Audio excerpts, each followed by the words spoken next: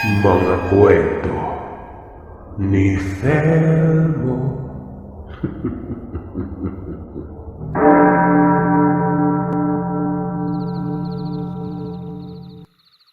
Mapagpalang araw sa inyo, Sir Seth. Tawagin niyo na lamang po ako sa pangalang Tantan. Ang kwentong ibabahagi ko ay karanasan ng aking ama. At hindi ako sigurado kung totoo pa ito o hindi. Pero kasi Sir Seth, may mga patunay. Malalaman niyo ang lahat sa kabuuan ng kwento.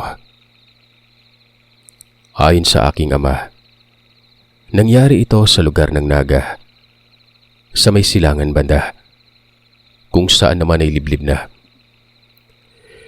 Itago niyo na lamang po sa pangalang Jongjong ang aking ama. Itong si Tatay Jongjong, lumaki sa pangangalaga ng kanyang lola at lolo. Nagtatrabaho kasi sa Manila ang kanyang nanay. Pero yung medyo pangit lang doon ay nagkaroon ito ng asawa at hindi na napagtuunan pa ng pansin si tatay. Si tatay kasi Sir Seth ay anak sa pagkadalaga nun. Si lola at lolo, pangalanan nating Lolo Hill at Lola Rosa. Bata pa lamang umano si Jongjong noon. Alam niya na ang nakakagawian ng mga abuelo niya. Kapwa ito nagtitinda ng mga kakanin. Malapit lang kasi sa eskwela ng kinaroroonan ng bahay nila. At dito laging nakatoka ang dalawa. Isinasama naman daw si Jongjong. Kasabay naman nito, doon din sa paaralang yun nag-aaral si Jongjong na elementarya. Hanggang sa nag-high school, doon pa rin ito. Kilalang kilala ni Jongjong ang mga abuelo niya. Hindi daw ito makitang hindi nagsasama kapag umaalis. Kung nasaan ang isa ay naroroon din ang isa. Gaya ng nabanggit, nung maliit pa si Jong ay kasama ito. Pero noong lumaki na, nagpapaiwan na lamang ito kung minsan. Lalo na kapag walang klase. Kumbaga, para umanong magkakarugtong ang bituka ng mga ito. Hubod pa ng mga komedyante at pilyo. Pero walang sinasanto man o mga yon. Kapag may nakakaaway, ang tatapang. Hindi mawari ni Jongjong kung paano nagkakasundo ang dalawa. Sa naaalala ng binata noon, nasa edad 15 taong gulang na siya. Sakitin siya ng mga panahong ito. Pero ang gumagamot lamang umano sa kanya, itong mga abuelo niya. Magaling manghilot at gumamit ng mga organic kong pamamaraan. Pero hindi naman umano mga albularyo. Sadyang malawig lamang ang saklaw nito sa mga halamang gamot. Yun lamang ay ang pananaw niya sa mga ito noon una. Hanggang sa may natuklasan siya sa mga yon, na siya namang ikinamangha niya noon pero napuno din siya ng kilabot pagkatapos.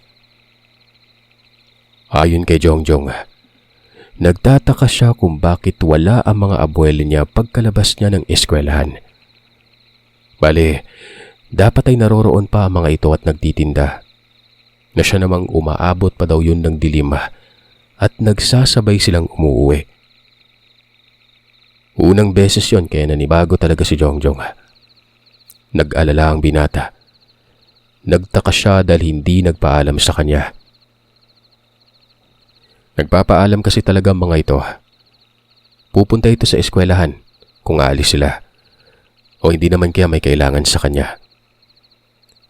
Pero wala umanong paramdam ang mga ito. Kinakabahan habang papauwi na noon si Jongjong. Mga 1 kilometro ang layo ng bahay nila. Nasa dulo ito banda ng isang baryo ron. Malit lang naman ang bahay na ito. Sapat lang talaga sa kanilang tatlo. Kwadrado, may isang silid at maliit na sala.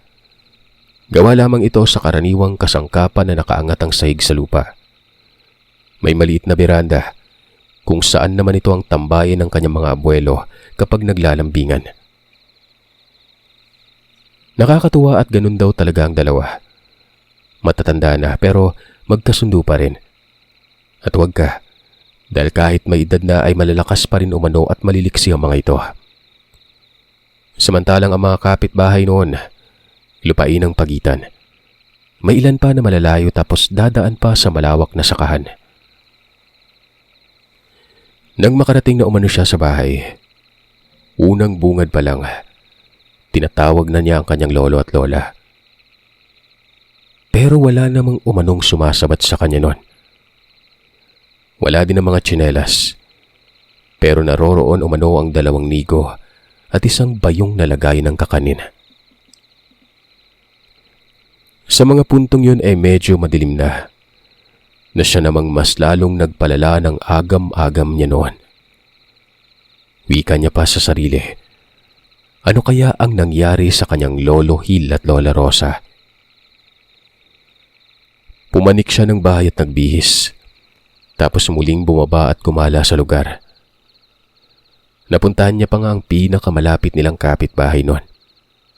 Nagtanong siya sa kung napansin ba ng mga ito ang kanyang mga abuelo. Pero umiling at sinabing hindi nila nakitang napadaan. Kaninang tanghali umano ay nakita nilang papauwi pero hindi nila napansing bumalik ang mga ito. Napapaluwa na si Jongjong hanggang sa noong tuluyan na talagang dumilim. Nakapagpasya siyang umuwi na lamang. Baka may importanteng pinuntahan ito at kailangang magmadali nun. Ganun ang pananaw niya. Pinapatatag niya na lang ang sarili at nag-iisip ng positibo. Nung malapit na siya sa bahay, naririnig niya ang kanyang lola at lolo na parabang nagtatalo ang dalawa. Pero ito yung pagtatalo na may sense of humor. Nagtatawanan din kasi ang mga ito pagkatapos nun. Takang-taka si Jongjong. Dali-dali niyang pinuntahan kung saan ang dalawa. Naroroon lamang umano ang mga ito sa likod ng bahay. Natuwa ang bata, pero syempre nag-aalala din ito. Tinitigan niya ito ng masama at nagtanong sa kung saan ba nanggaling ang mga lolo at lola. Dagdag pa niya ay alalang-alala umano siya sa kakahanap sa mga ito. Saglit na nagkaroon ng katahimikan na parabang nag-aantayan ng mga abuelo kung sino ang unang magsasalita. Ikaw naman kasi. Sinabi ko naman sa iyo na daanan ko muna itong kutong lupang ito eh. Nagmamadali ka naman. Ay, pasensya na apo. May inasikaso lang kami. Kailangan talagang maabutan sa tamang oras yon. Sa susunod ipapaalam namin sa iyo. Anong inaasikaso po? Saan? Wala naman kayong ibang pinagkakaabalahan kung hindi ang paninda nyo. Pambihira naman po. Kala ko may nangyari na sa inyo eh. Paano nga po? Nakakainis kayo. Tahimik lamang umano ang dalawa. Pero makikita sa kinikilos na parabang wala itong iniisip na kung ano kay Jongjong. Nung tumalikod pang binata at pumanik ng bahay, patuloy na nag-usap pa roon ng dalawa sa likuran. Naiisip talaga ni Jongjong noon kung ano ba talaga ang ginagawa ng mga ito. Naisip niyang napakaselan siguro gawa ng wala namang tinatago sa kanya ang lola at lolo. Maliban na lamang sa mga sandaling yon. Kaya siya naninibago. Pag-akyat na mga ito ng bahay, sinabi pa ng lolo na kumain na daw si Jongjong. May pagkain na daw kasi silang inihanda bago umalis. Bagay na napakunot ang mukha ng binata. May sinaing at may ulam pa na paborito niya. Manok na adobo ito. Pinagsabihan pa siya na kung hinalungkat niya lang umano ang kung anong natatakpan dun sa lamesa, sana nalaman niya kaagad na ayos lang pala ang kalagayan ng Lolo Hil at Lola Rosa. Malalaman niya na umalis talaga ito. Tapos baka matagalan kaya naghanda na makakain para sa kanya. Nawala ang pagkainis ni Jongjong noon. Medyo nahiya pa siya sa lolo at lola. Magpaganon pa man, naroroon pa rin ang kuryosidad niya na malaman kung ano ba talaga itong bagay na tila inililihim ng dalawa. Ayon kay Jongjong, naroroon lamang sa biranda noon ang mga abuelo niya. Wala ang atensyon nito sa kanya. Tapos ang pag-uusap pa umano ng mga yon, sobrang hina. Hanggang sa nadulas siguro itong si Lola Rosa niya sa pagkakasalita. Nabanggit kasi umano nito na may babalikan sila pagsapit ng hating gabi. Medyo malakas ang pagkakasabi na yon kaya sinita ito ng kanyang lolo. At baka kung ano pa daw ang isipin ni Jongjong noon. Mas lalong nabagabag ang binata. Nung magpapahinga na daw sila noon, pinapakiramdaman niya na lamang ang dalawa. Hindi na ito nag-uusap pero alam niyang hindi pa yun natutulog. Naroroon lamang sa sala ang mga ito. Si Jongjong kasi ang umuuko pa sa silid Sir Seth. Tapos itong dalawang akala mo mga binata at dalaga pa, dun sa may sala. Siya pa umano ang naglatag ng banig na mga ito. Pero hindi pa rin natulog. Tutal, wala naman siyang klase kinabukasan. Kaya napili niya noong magpuyat. Kailangang malaman niya umano itong kinalolokohan ng mga lolo at lola niya para kahit papano'y mapanatag siya noon. Gawa ng naninibago talaga si Jongjong. Sa tuwing nasa bahay kasi silang tatlo, ang binata lang lagi ang nakikita.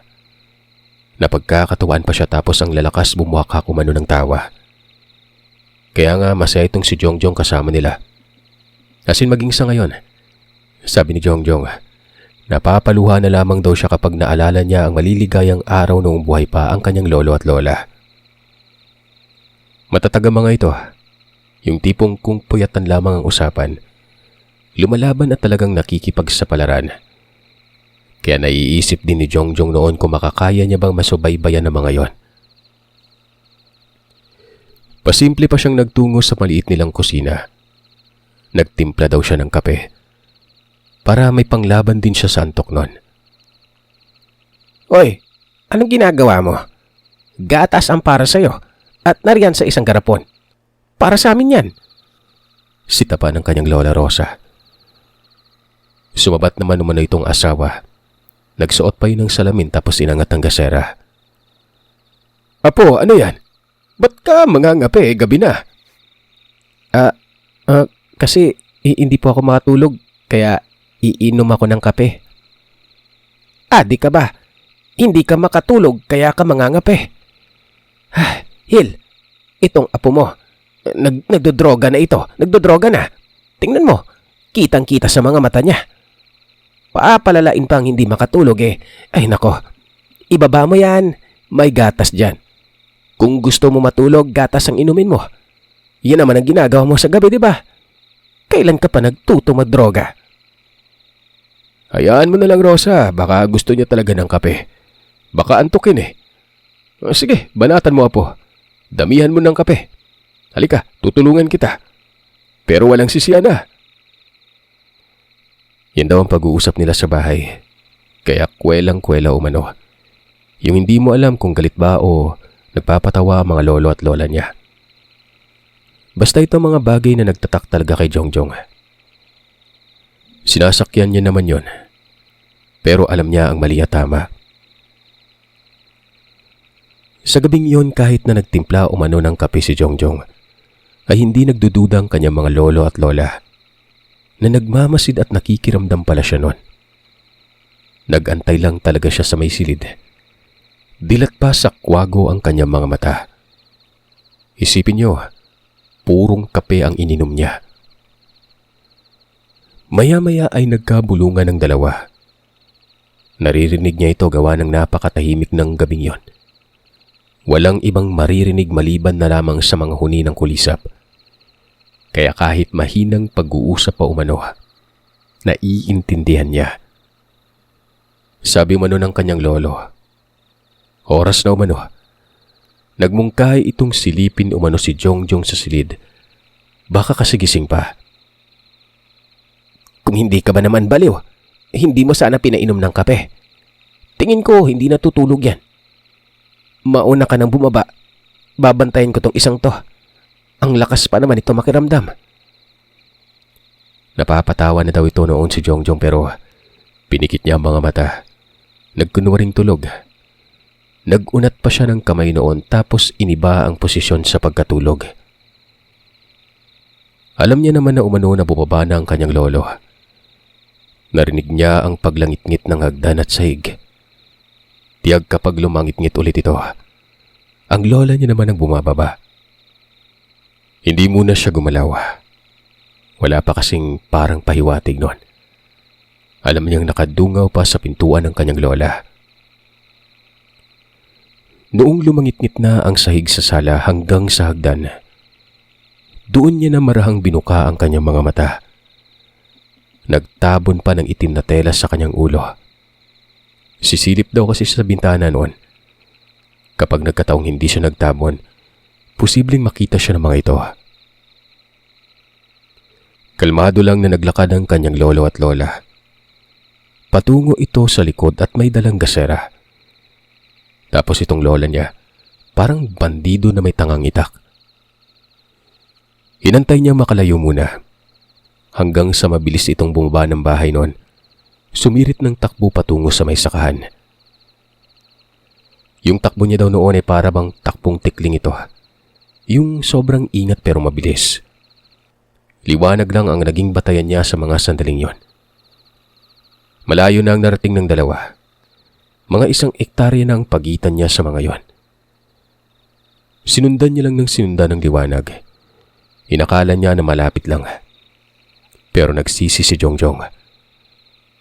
Malayo daw, pero naglalakad pa rin ang lolo at lola. Ang mahirap pa dyan, doon siya sa taliwas na daan.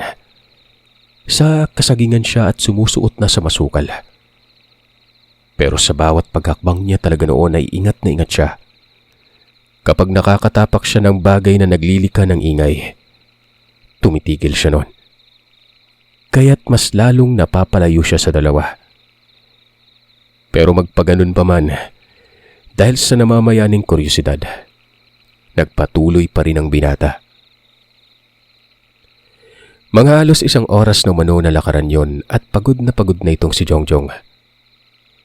Walang kabahay-bahay ang lugar. Gubat na yon. Minsan na niyang narating ang lugar na ito. Dinala siya ng lolo at lola sa isang piyesta sa liblib na banda. Aminado siya sa mga puntong ito na doon patungo ang mga abuelo.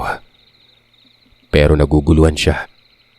Ano daw kasi ang pakay ng mga ito at gumala pa sa ganung oras? Sino at ano ang babalikan? Hanggang sa binilisan niya ang lakad nun. Medyo malapit na siya sa mga ito. Nasa ibabaw banda si Jongjong. Naririnig niya na noon ang lagastas ng ilog. Batid niyang tatawid ang dalawa sa ilog na nasa unahan. Kung kaya naman inunahan niya na mga ito. Pero ganoon na lamang ang pagkamot niya sa kanyang ulo. Kumabig pala sa gilid ng ilog ang lola at lolo niya. Hindi tumawid. Binaybay ng mga itong ilog at bigla na lamang umanong namatay ang ilaw. Napahinto si Jongjong. Tinatanaw niya kung saan namatay ang ilaw.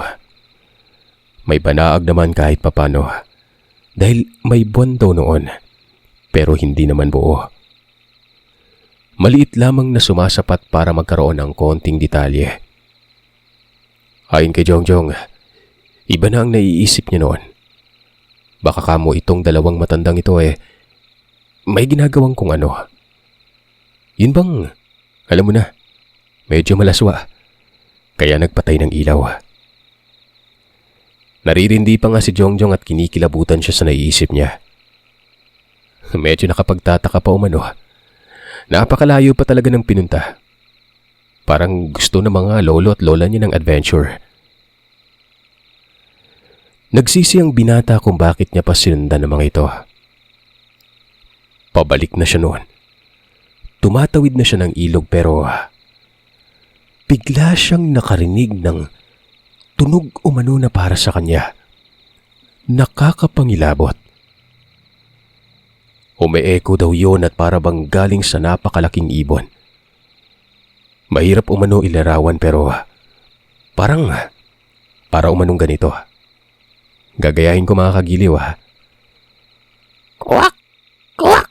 Kuwak! Ganon. Nanonood daw sa kanyang tenga ang tinig na waribayerong nagkikiskisan. Dali-daling naghanap si Jongjong ng matataguan. Sa pagkakaalam niya umano sa mga puntong yon, isang aswang ang narinig niya. Hindi na ito kaila sa kanya dahil usap-usapan talaga ang aswang sa lugar ng Naga.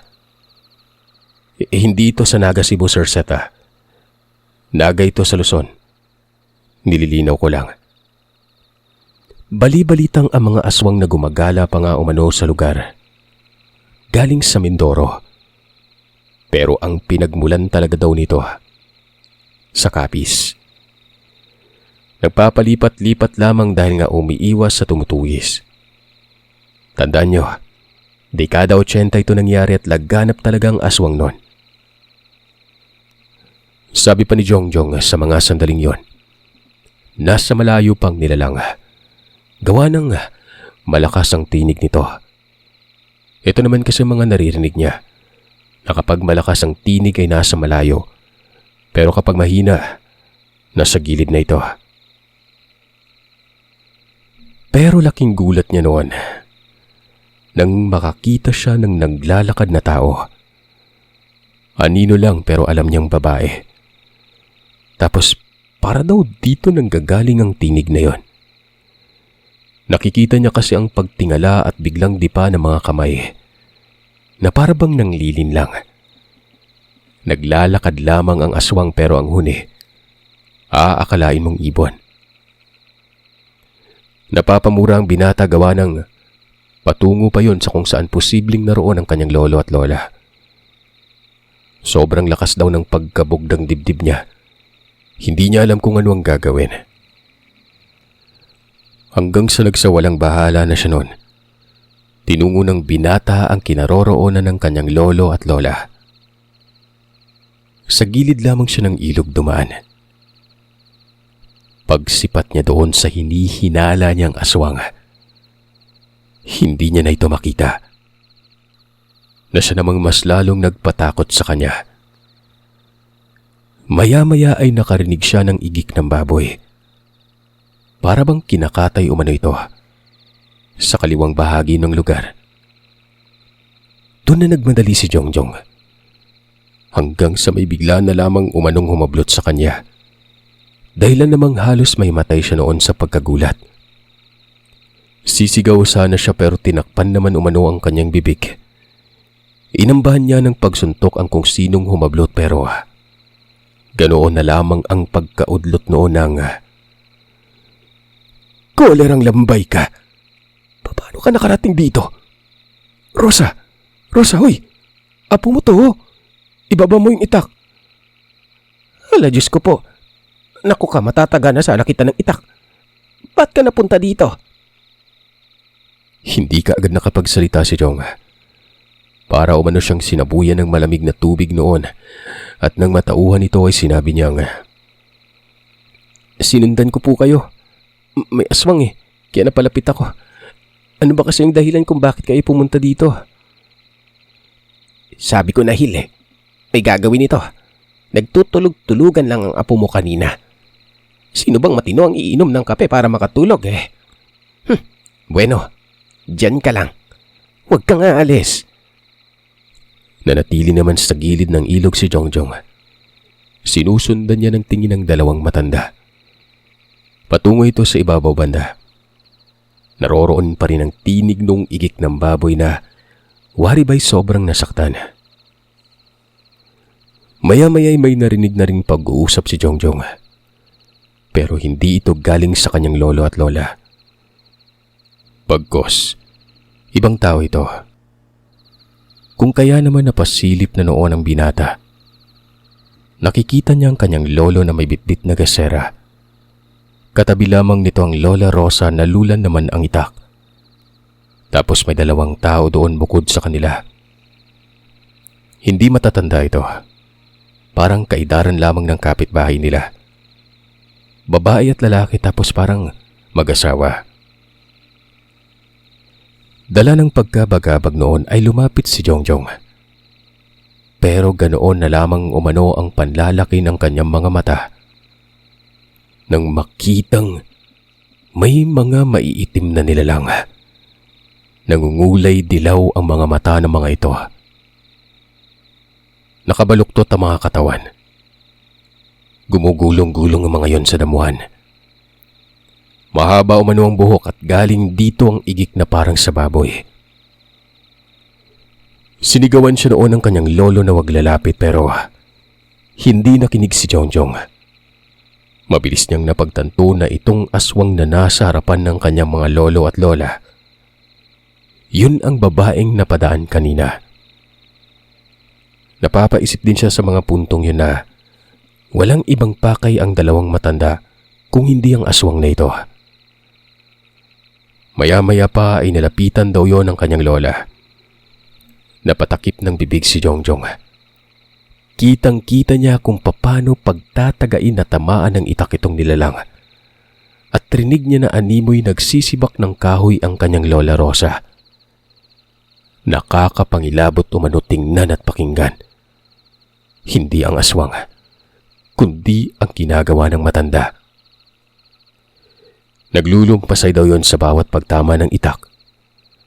Hanggang sa maya-maya ay napuruhan ito sa bandang ulo. Bigla na lamang yun nanginig. Kitang-kita ni Jongjong kung paano tumirik ang mga mata ng nilalang. Hanggang sa hindi na ito gumalaw pa. Ito ang inililihim namin sa iyo, Apo. Matagal na namin ginagawa ito. Hindi mo lang alam. Pero teka, paano niyo hinuhuli yung aswang? Ay naman sa kanyang lolo, kung ipapaliwanag niya sa mga puntong yon, ay aabutin sila ng umaga. Kung kaya naman kapag may pagkakataon lang. Basta isipan daw ni Jongjong na para lang din silang albularyo. Ang kaibahan nga lang, manunugis sa mga ito ng aswang. Nagbabanggaan ang mga katanungang naglalaro sa isip ni Jongjong. Hindi siya makapaniwala. Paano ito nangyari? Anong meron sa kanyang mga lolo at lola na noon pa lamang niya nalaman? Maya-maya ay nagmungkahi daw si Lola Rosa na yun na umanong mag-asawa ang lumigpit sa labi. Na kapag may aswang pa umanong namataan ng mga ito, lumapit lang sa kanila at wag na wag matatakot. Matapos noon ay umuwi na sila. Habang naglalakad daw pa uwi noon, sobrang tahimik ng dalawang matanda. Itong si Jongjong naman ay hindi din makapagsalita. Hindi niya alam ang sasabihin. Hindi pa nagpo-proseso lahat sa kanyang isipan ng naganap. Balot pa rin siya ng pagtataka noon at kilabot. Pero kung gaano man ito kabigat sa kanya, ganoon din daw ang paghanga niya sa kanyang mga lolo at lola. Mantakin niyo, manunugis ng aswang.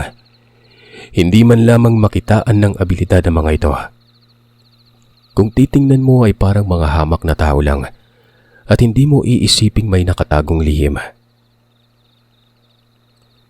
Noong makarating sa bahay, nagpahinga ang dalawang matanda pagkatapos makapaghugas ng katawan. Si Jongjong naman parang bilanggo na nakamukmuk umano sa silid tulugan. Kinabukasan, maagang nagising si Jongjong kahit pamanpuyat ito. Pagod siya, pero pagkagising niya noon hindi na siya inaantok pa. Bumalot kaagad sa kanyang isipan ang nangyari kagabi. At pagsilay niya sa beranda, naroroon ang dalawang matanda. Si Lolo Hilay nakaupo labang habang nagkakape, habang ito namang si Lola Rosa, nagsusuyod ng buhok at nagkukuto sa sarili. Umupo sa tabi si Jongjong. Hindi siya nagsalita. Tahimik lamang at nakikiramdam. Maya-maya'y nagsalita ng kanyang Lolo Hil. Dati daw siyang albularyo. Samantalang ito namang lola niya ay may lahing babaylan. Nagtagpo umano sila na parang itinadhana. Wala umanong kaalam-alamang nani nito sa ginagawa ng kanyang lolo at lola. Maliban na lamang sa pagiging albularyo ni Lolo noon, nung hindi pa pinapanganak si Jongjong. Ayaw kasi naming makaapekto ito sa pag-iisip ng nanay mo. Gusto namin siyang mamuhay ng normal. Ito din ay ayon sa lola mo. Gusto niyang putulin ang ligasiya ng nakaraan naming dalawa. Hanggang sa amin lang at hindi na makakarating pa sa anak. Yun sana ang nais namin niyang maranasan kaso nabuntisan naman. Tapos hindi pinangasawa at iniwan ka pa. Kung magkakaganon pala sana'y tinuruan na lamang yun ang kaalaman namin ng lola mo. Dapat sana'y matino ang nanay mo. Wika ni Lolo. Dito na nag-meet siya ang lahat para pakawalan ng bitata ang sangkatutak na katanungang bumabagabag sa kanya. Sinagot naman ng kanyang lola at lolo ang lahat. Mababangis daw silang dalawa patungkol sa mga aswang. Hindi lang yon, dahil magaling din silang manggagamot. Tumigil lamang sila noon sa panggagamot nung isinilang na daw ang nanay ni Jongjong. Kumbaga, biyaya umano ang nanay niya noon dahil matagal silang nagkaroon ng anak. Dulot ito ng mga ginagawa nila noon na may kinalaman na talaga sa espiritual. May epekto kasi ito sa katawan. Lalo na umano malalakas na karunungan ang meron sa dalawa. Nung magkaanak na, ayun na nga, hindi na lang nila piniling manggamot pa at plano din nilang palakihin ang pamilya. Pero hindi na daw nasundan ng nanay ni Jongjong. Kung partikular naman sa mga taong nakakakilala sa kanila na tagatugis, bihira lamang daw ito. Yun lang kasi mga pinagkakatiwalaan talaga nila ang nakakaalam. Lalo na yung nakita daw ni Jongjong na mag-asawa kagabi. Pero sa pagiging manggagamot, kilala talaga sila. Pero wala nang lumalapit pagawa ng tinatanggihan nila ito. Ayon pa kay Lolo Hill, marami na silang napatay na aswang. Yung mga nakatakas daw galing Mindoro. Sila umano ang kumakalaban doon. 3 umano yon at iniisa-isa nila. May mga dinadaanan kasyang nilalang na siya namang alam na alam ng 2 matanda sa kung paano kilatisin. Kaya madali lamang para sa kanila ang mapuksa ang mga nilalang na ito. Pansamantalang nagkaroon ng payapang paligid ng lugar nila. Ito yung mga sandaling nagkaroon na ng kamalayan si Jongjong. Hanggang sa ayon, lumaganap na naman ang mga ito. Nung lumalaki na ito, may mga pagkakataon na walang alam ito na umaalis ang kanyang lolo at lola. 2 beses lang naman daw yon. Naalala ba daw ni Jongjong yung nagpaalam sa kanyang Lolo Hill habang nasa eskwelahan siya noon? At yun na yun. Tutugis na sila ng aswang pero sa malayong lugar at madaling araw na nang umuwi. Hanggang sa napadalaw yung mag-asawa at yun na nga'y may isang nangguni. May aswang na gumagala sa bukid. Hindi naman daw ito mapanalasa pero kapag ang aswang ay nabigyan ng pagkakataon, papatay talaga ito. Yun ang kalibre ng aswang kahit pa man gaano ito kaingat sa sarili. Ang sumpong umano ay hindi napipigilan. Lalo na't hayok talaga sa laman ng uri ng aswang na napatay nila kagabi. Posible po bang may papatayin kayo ulit na aswang? Oo naman, malaki ang posibilidad. Habang nabubuhay pa kami, gawain namin yon. Siguro'y pagdating ng araw, ikaw naman. Nadala na kami sa nanay mo Dapat pala yung ipagpatuloy yung ligasiya namin Yan ay kung tatanggapin mo, apo. Yan? Mukhang yan magiging ligasiya. Hindi kaya tatakbo lang yung apo mo, Hil. Tingnan mo ang mga mata, Manang-mana sa'yo. Apo, wag na lang. Ikaw talaga, Hil. Binibigyan po ng kuryosidad yung apo mo. Hayaan mo siya sa kung ano gagawin niya. Ang importante na palaki natin siyang malusog. Wala kasi akong tiwala sa mukha niyan. Yung seryoso umanong mukha ni Jongjong noon ay napalitan ng pagngisi. Napapailing na lamang siya dahil nga naroroon na naman ang makamandag na salita nitong kanyang lola. Pero wala lang naman daw ito. Hindi na tinatablan si Jongjong dito. Alam niya naman na lahat ng mga sinasabi nito ay kabaliktaran sa ibig niyang sabihin. Kunwari sinisita siya nito sa mga bagay-bagay pero ang totoo, gustong-gusto yun ng lola. Halimbawa na dyan na ayaw daw siya maging ligasiya pero sa loob-loob nito, gusto naman pala. Sadyang makulit lang talaga itong babaeng matanda. Sus, tingnan mo lo. Bukas sasabihan kanya na turuan na ako. Akala mo la, hindi ko alam yung diskarte mo. Basang-basa na kita. Pero ang angas niyo po kagabi. Kaso nga lang parang hindi maganda tingnan yung kumatay ng aswang. Tao pa rin naman sila, di ba? Wika ni Jongjong at kukuya-kuya-kuy pa umano siya noon. Ang sabi naman ng kanyang lola, nung unay naaawa siya. Pero hindi katagalan. Nasanay na rin na parabang nagkakatay lamang ng baboy. May mga pagkakataon din naman kasi noon na ang nakakabangga nila ay yun talagang mga agresibo. Yung tipong buwis buhay din bago pa nila mapuksa ito. Marami manong aswang nasalot. Nakarating pa nga daw sila noon ng Catanduanes. Doon sa lugar ng kapatid ng lolo ni Jongjong. Sa Legazpi naman, meron din daw doon na romansak ng isang pamilya. Patay ang lahat. Pinaghinalaan lang na pinasok ng mga kriminal. Kriminal naman talaga umano pero hindi pang karaniwan na kriminal yon. Para umanong massacre yon na parang binalahura ang mga labi. 3 yon. Mas may posibilidad pa na mabangis na hayop dahil nga nasa liblib ang mga yon nakatira. Yung tipong parang malaking hayop lang yung sumugod sa kanila. Mabutit may nakapagsumbong at nakarating talaga ito sa kanila dahil nga hindi naman yun inasikaso ng kinauukulan. Lalo na't kasagsagan pa noon ng martial law. Iba ang pinagkakaabalan dahil patungkol na ito sa problema ng gobyerno.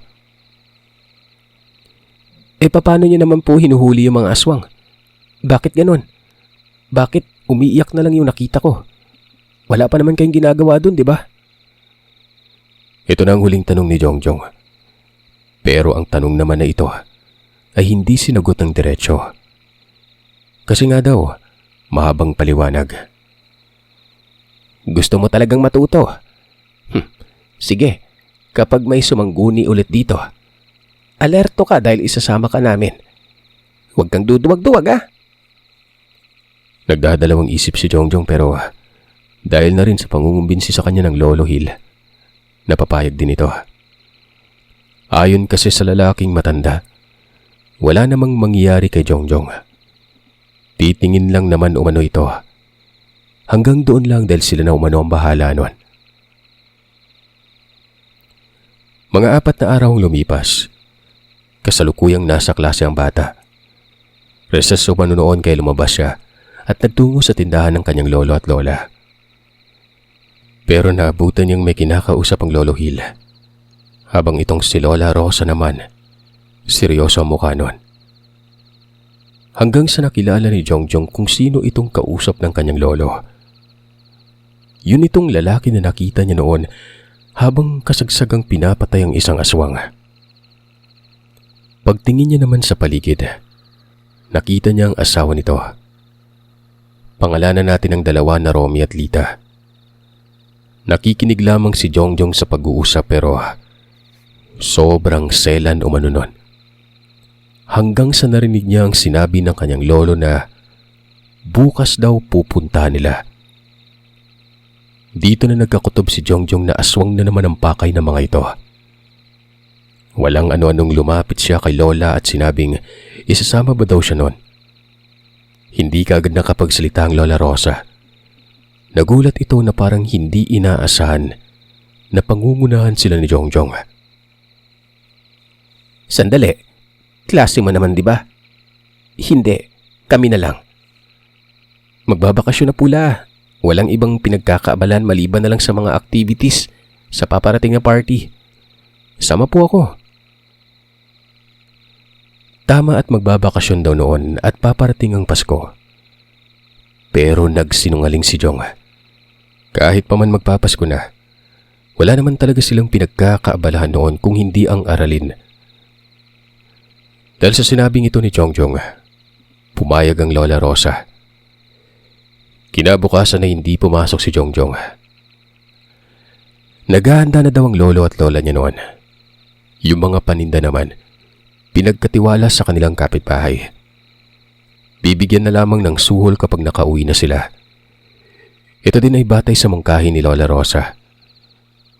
Pero walang alam ang kapitbahay noon sa ano talaga ang gagawin kaya may lakad. Nakakapanabik daw Sir Seth ayon kay Jongjong. Sa wakas umano ay malalaman niya na kung paano gumawa ng kung ano itong dalawang matanda para manghuli ng nilalang. Pero ganoon na lamang ang pagkatakot niya noon. Gawa ng iba ito sa kanyang inaasahan. Nung umalis na sila, hindi sa liblib. Bumiyahe daw sila noon. Patungo pa itong Legazpi. Halos 3 oras ang biyahe. Tapos hindi niya pa natatanong sa mga ito sa kung saan ba talaga sila tutungo. Ang tatahimik kasi ng mga yon. Maya-maya pa ay bumaba sila noon sa isang lugar. Maraming bahay. Sa hilaga banda ng Legazpi ito. Ilan sa mga kabayan, halos magkadikit lang. Narinig niyang sinabi ng lolo. Mag-antay daw muna sila sa mga puntong yon. Wari ni Jongjong ay may susundo sa kanila. At ayun na nga, ang bumungad ay walang iba kung hindi itong si Romy. May kasama pang isa pero lalaki ito na wari ba anak ni Romy noon. Halos magsing edad lang daw sila Jongjong sa pagkakatansya niya. Walang kibo itong naghudyat ng tango at lumapit naman sila doon. Hanggang sa mahinang sinabi nito na napaaga daw sila. Ay naman kay Lola Rosa, inagahan na lang daw para mas makapaghanda noon. Ay naman kay Romy, naroroon na umano ang kanyang asawa at nakatoka sa lugar. Huwag lang daw magpahalata gawa ng parang hindi lang nag-iisang nilalang. Doon ay nagsimula silang maglakad. Patungo silang dagat noon. Natatanaw kasi ni Jongjong ang dagat pero medyo malayo pa ito. Hindi naman nagsasalita si Jongjong. Nagkukunwari siya noon na parang wala lang. Pero ang totoo, nagsisimula na siyang kilabutan. Lalo na't habang naglalakad, batid niyang parang peligro ang lugar. Kasi ang mukha ng kanyang lola at lolo, para bang alikaga ang mga ito na hindi makampante. Maya-maya ay kumanan daw sila noon. Patungo sila sa masukal na lugar. Halong nipa at bakaw ang makikita dito. May mga niyog din at mga halamang makakate. May mga aroma pa nga doon na siyang iniiwasan talaga ni Jongjong. Gawa ng ang tatalim na mga tinik nito. Basta sa isip-isip ni Jongjong, parang inabando ng fish pond. Wari niya ay matagal na itong pinabayaan kaya sobrang sukal na ng lugar na ito. Maya-maya ay nagsalita na umano itong si Romy. Ito umanong aswang natutugisin nila. Salot sa lugar. Sobrang bangis at mapanalasa. Nagtanong naman ang Lolo Hill noon sa kung paano nalaman itong si Romy na may ganong aswang sa lugar. Ay naman dito, dun daw nakatira ang pinsan niya. Bumili kasi ito ng panaring manok at napadaan. Tapos nabanggit ang patungkol sa aswang. Itong si Romy, dati pang kilala ng kaanak niya na sumasama talaga sa pagtugis sa mga aswang. Baka daw may maitulong ito. Apo, ibang mangyari dito Hindi yung dati na talagang nakasanayan namin. Nagkataon pang kasama ka. Delikado yung aswang dito. Di ba, Rosa? Tama ang lolo mo, Apo. May tinugis kami dito dati pero nakatakas naman yon. Kung sa bagay ay may kasama siya na naglinlang sa amin. At tama din si Romy. Hindi lang nag-iisang aswang dito. Mabangis pa ito sa dati naming napatay sa birak. Napalunok ng laway si Jongjong noon. Seryoso ang kanyang lolo at lola. Maya-maya ay dumating si Lita. Tinuro ang lugar kung saan huling namataan ng nilalang. Sa loob ng kabakawan. May pilapil doon na makikita naman mula sa kinaroroonan nila. Bali sa mga sandaling ito ay nasa tabi na talaga sila ng dagat. Walang kabahay-bahay dito. Doon lang sa dinaanan nila ang meron. Nagtanong naman ang Lolo Hill kung saan banda ang bahay ng pinsan ni Romy.